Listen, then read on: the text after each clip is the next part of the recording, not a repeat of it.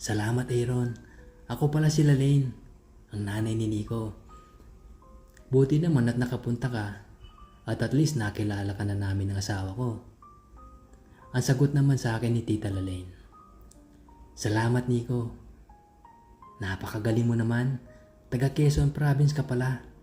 May relatives din kami dyan pero madalang lang kami na bumibisita. Ang sabi ni Tito Rico na daddy ni Nico. O siya, sige, magmerienda na tayo. Mayroon din ako ditong niluto. Pasensya ka na, Aaron. Kaunti lang itong niluto ko. Kaunti lang naman kasi tayo nakakain at saka baka masira lang. Sayang tayo lang naman kasi ang kakain. Ang sabi ni Tita Lalaine. Ayos lang po yan, tita. Para po sa akin, napakarami na pong pagkain para pagsaluhan natin. Ang sabi ko naman. Habang kumakain ay nabanggit ng parents ni Nico ang patungkol sa kurso namin. Maganda yung kuko ninyo. Kahit di masyadong pinapansin sa Pinas, pero malaki ang kikitain ninyo kung magtrabaho kayo sa ibang bansa. Anong strand pala kinuha mo, Aaron, nung senior high school ka? Ang sabi at tanong sa akin ni Tito Rico. STEM po. Tipid na sagot ko naman. Mabuti naman. Parehas pala kayo ni Nico. Ang architecture kasi may mathematics, science tapos art na. Halos kaparehas na mga itinuturo sa ibang course, kagaya ng engineering. Dagdag pa ni Tito Rico. Habang kumakain nagpatuloy pa rin kami sa aming pag-uusap. Marami-rami na rin akong na-share at ganun din ang pamilya nila Nico. Natuwa ako na nakilala ko si Nico at ang parents niya. Sa nabanggit ko ay crush ko si Nico at hindi ko pinagsisisihan at kailanman ay hindi ako aamin sa kanya alang-alang sa friendship na aming nabuo. Ngunit sa pagpunta ko sa bahay nila Nico ay may mas matinding naramdaman ng aking katawan katulad ng pag-iinit, tuwa, excitement, kaba at kilig nang makita at makilala ko si Tito Rico na daddy ni Nico. Sa aking pagkakatanda, naka-boxers at t-shirts na puti lamang nung maabutan ko si Tito Rico sa bahay nila nung ako ay pumunta. Sino ba naman ang hindi kikiligin bilang isang closeted gay kung makakakita ka ng isang daddy na may hunk body in boxers at t-shirt tulad ni Tito Rico? Aminado ako na kinilig ako sa daddy ni Nico. Kaibigan at crush ko si Nico pero mas matindi ang paghanga ko sa daddy niya. Kung ilalarawan ko si Tito Rico, siya ay matangkad, balbon, maganda ang hubog ng katawan, at higit sa lahat ay gwapo. Base sa aking paglalarawan ay hindi na kailangan pang sabihin kung saan nagmana si Nico. Sa kabilang banda, hindi rin naman pahuhuli si Tita Lalaine na asawa ni Tito Rico. Maganda, sexy, maputi, mabait at maalaga sa katawan. With that being said, I can finally say na they have a perfect family. Base sa aming pag-uusap nung nasa hapagkainan kami, ay napag-alaman kong nasa early 40s na pala si Tito Rico. Ngunit hindi halata sa kanyang itsura. Palibhasa, maalaga sa katawan at may kaya. Samantalang batang-bata pa rin tingnan si Tita sa edad niyang 39 years old. Palibhasa ay mahilig din mag-gym at maalaga sa katawan. Napakaswerte naman talaga ni Tito Rico kay Tita Lalaine at ganun din si Tita Lalaine kay Tito Rico. Magsimula nang nagpunta ako sa bahay nila Nico ay mas naging matatag pa ang aming friendship. At hanggang doon lamang yun. Wala nang iba. Masaya ako na nakilala ko siya at ganun din daw siya sa akin. Kapag may paperwork or by partner na gawain sa school, ay automatic na kami ni Nico ang magka-partner. Kung kaya ay mas madalas na nasa bahay ako nila Nico para gawin ang aming output. Bagay na kinakatuwa ko. Maliban sa satisfaction na nararamdaman namin Dalawa ni Nico kapag natatapos namin ang aming mga ginagawang school-related activities, ay nakararamdam din ako ng satisfaction sa tuwing nakikita ko ang daddy ni Nico sa bahay nila. Iba ang kilig at inspirasyon na mayroon ako. Dahilan para mas maibigay ko ang best ko sa school. Samantala, maliban sa paglalarawan ko sa panlabas na anyo ng daddy ni Nico, ay masasabi kong perfect husband si Tito Rico. Bukod kasi sa napakagandang physical appearance niya, ay maganda rin ang kalooban niya. Dahilan para mas humanga ako sa kanya. Isang hapon, pagkatapos ng last subject namin ay sinabihan ako ni Nico na doon na lamang namin sa bahay nila gawin ang PowerPoint presentation namin para sa isang major subject at doon na lang din ako matulog. Nang pumasok sa isip ko si daddy ni Nico, ay tumango na lamang ako sa sinabi ni Nico.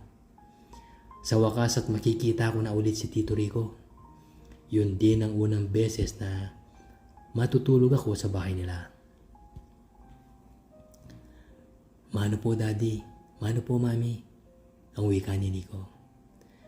Mano po tita, mano po tito, ang wika ko naman.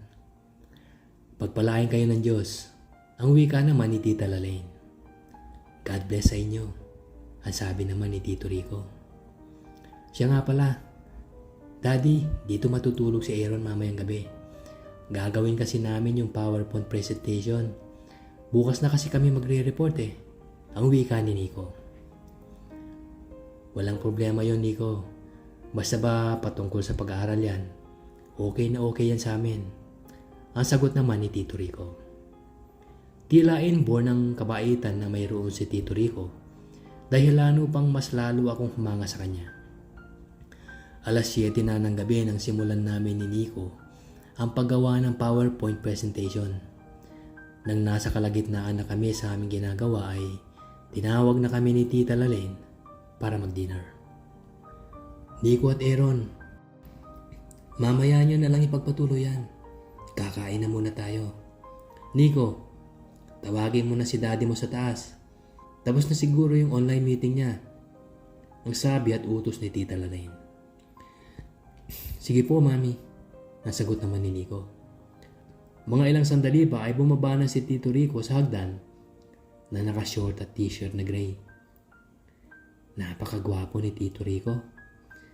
Gwapong-gwapo ako sa kanya. Aaron, mamaya na niyang ginagawa niyo. Kumain muna tayo. Ang sabi ni Tito Rico. Sige po, Tito. Isave ko lang po muna ito. Ang sagot ko naman. Maya-maya pa ay tumungo na rin ako sa lamesa para kumain.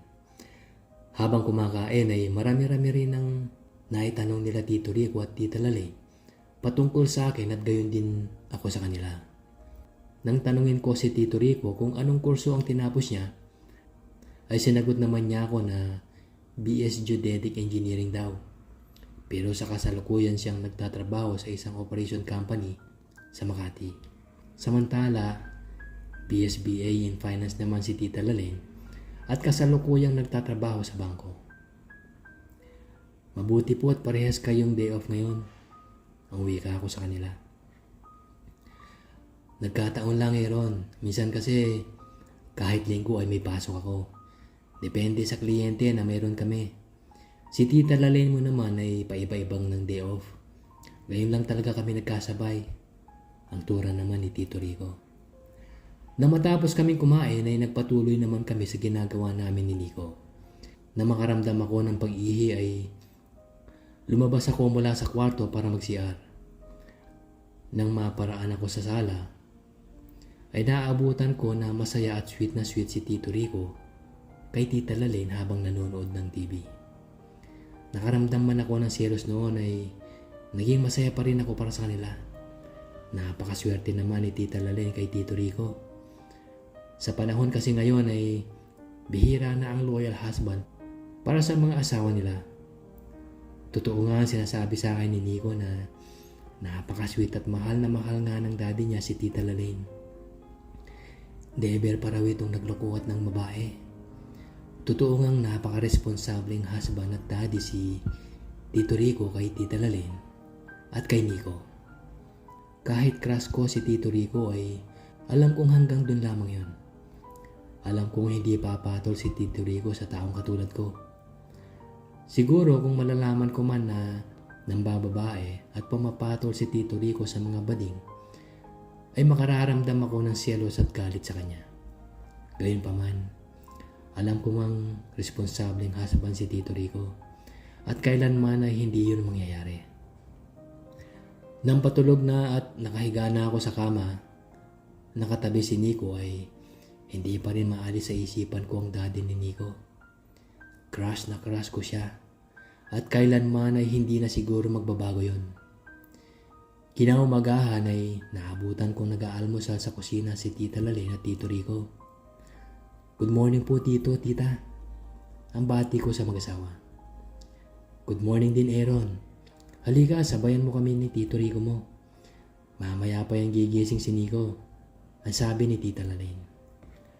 Sige po Tita, 1 AM na po kasi kami nakatulog kagabi pero okay lang po kasi mamaya pa naman na 2 PM ang pasok namin. Ang wika ko naman. Magpakabusog ka Aaron ha? Ang sabi naman ni Tito Rico.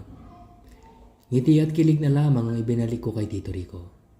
Matapos kumain ni Tita Lalaine, ay nagpaalam na siya sa amin para pumasok sa trabaho. O siya, sige. Maiwan ko na kayo dyan. Mauna na muna ako kasi baka maabutan ako ng traffic eh. Daddy, maiwan ko na kayo dyan ha? Ang sabi ni Tita Lalaine. Nagpaalam si Tita sa amin at humalik sa labi ni Tito Rico. Ingat ka mami ha? Ang sabi naman ni Tito Rico kay Tita Lalaine.